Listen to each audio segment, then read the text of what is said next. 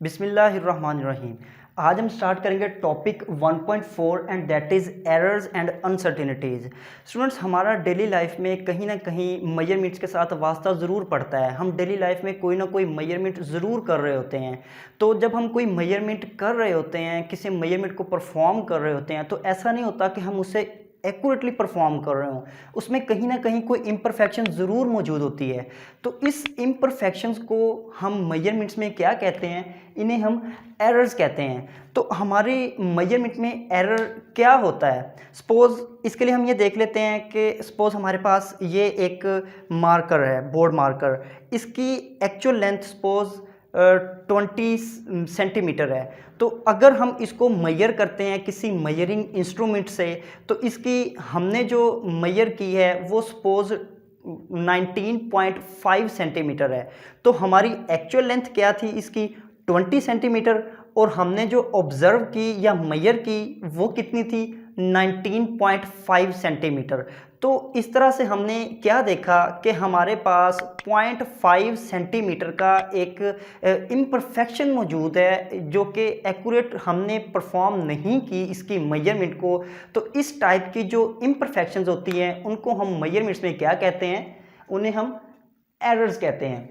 और अब अगर हम ये बात कर लें कि अनसर्टेनिटीज़ क्या होती हैं, अगर हमारी मेजरमेंट में कोई गैर यकीनी सूरत हाल आ जाए, कोई गैर यकीनी मौजूद हो, तो उसको हम क्या कहेंगे? उसको हम अनसर्टेनिटीज़ कहते हैं।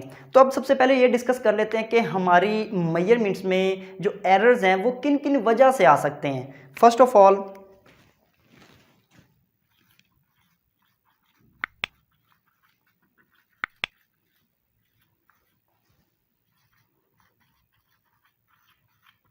In experience of a person.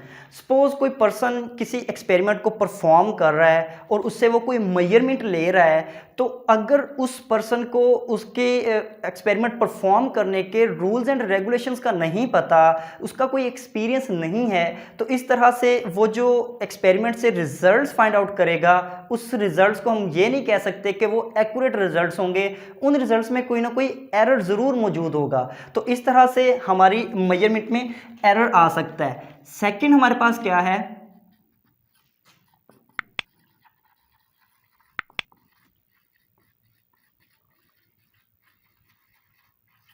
Faulty operators. अगर हम किसी ऑपरेटर्स को यूज़ करके कोई एक्सपेरिमेंट परफॉर्म कर रहे हैं, तो अगर वो ऑपरेटर्स हमारे पास ठीक से वर्किंग नहीं कर रहा, वो उसमें कोई ख़राबी है, तो इस तरह से हम जो रिज़ल्ट्स फाइंड आउट करेंगे वो रिज़ल्ट को हम एक्यूरेट कंसीडर नहीं कर सकते।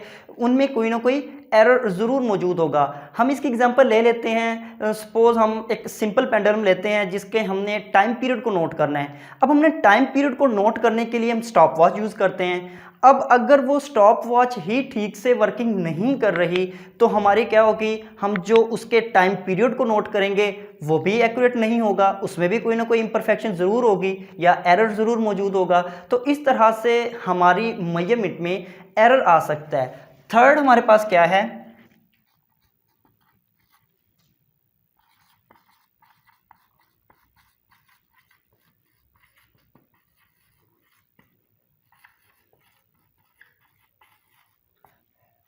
Inappropriate method.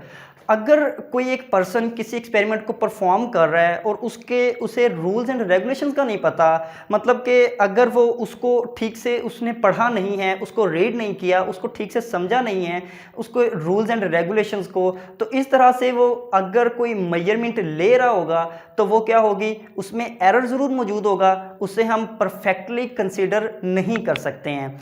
तो ये थे हमारे वो वजूहात जिससे हमारी मेजरमेंट्स में एरर आ सकता है। अब हम ये देखते हैं कि हमारी मेजरमेंट में मेजर टाइप ऑफ एरर्स कौन कौन सी हैं। फर्स्ट ऑफ ऑल, हमारी मेजरमेंट में जो एरर आ सकता है उसकी टाइप क्या है?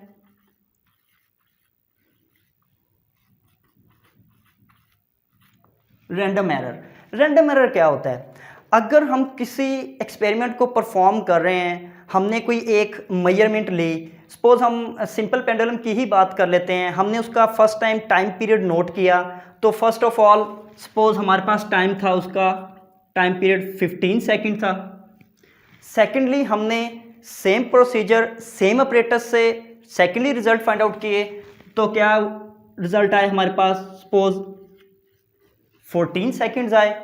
हमने इसी एक्सपेरिमेंट को थर्डली जब परफॉर्म किया तो हमारे पास कुछ रिजल्ट इस तरह से आए,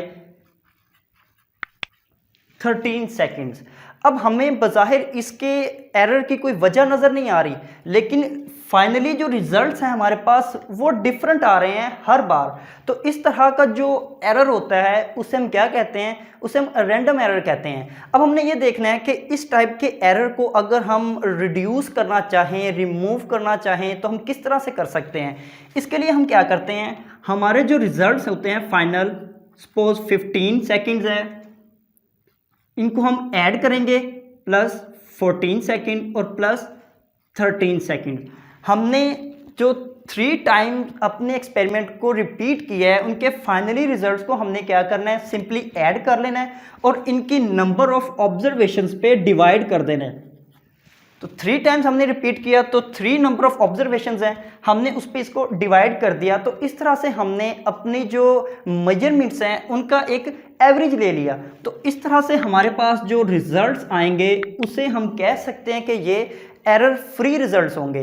तो इस तरह से हम जो है इस एरर को रिड्यूस कर सकते हैं। सेकेंड टाइप जो है हमारे पास वो है systematic error.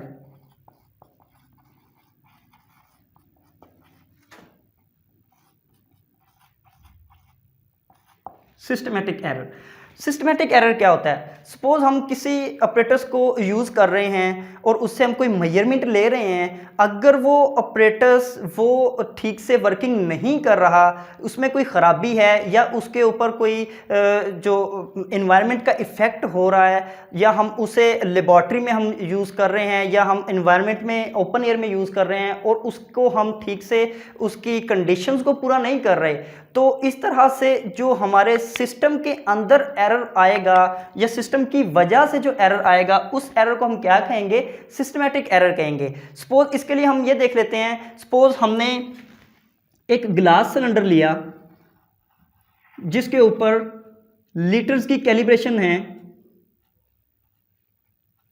1 litre, 2 litre, 3, 4 and so on. हमने क्या किया, हमने इसमें 3 लीटर तक वाटर फिल कर लिया और इससे हमने कोई एक्सपेरिमेंट परफॉर्म करना शुरू कर दिया। सेकंड स्टूडेंट ने क्या किया, उसने भी अपना एक सेपरेट सिलेंडर लिया, उसमें 3 लीटर वाटर फिल किया और उसने भी एक्सपेरिमेंट परफॉर्म किया। अब दोनों ने सेम वे को अडॉप्ट किया है। सेम वे को अडॉप्ट करने के बाद जो रिजल्ट्स आए हैं वो क्या हैं, वो डिफरेंट हैं। तो ये हमारे जो रिजल्ट्स हैं वो डिफरेंट क्यों आए हैं, क्योंकि हमारे इस सिस्टम के अंदर जो कैलिब्रेशन है वो क्या है, वो इतनी खासी अच्छी नहीं है। ये पुअर कैलिब्रेशन की वजह से हमारे सिस्टम की कैलिब्रेशन की वजह से जो एरर आएगा, इस एरर को हम क्या कहेंगे, सिस्टमेटिक एरर कहेंगे।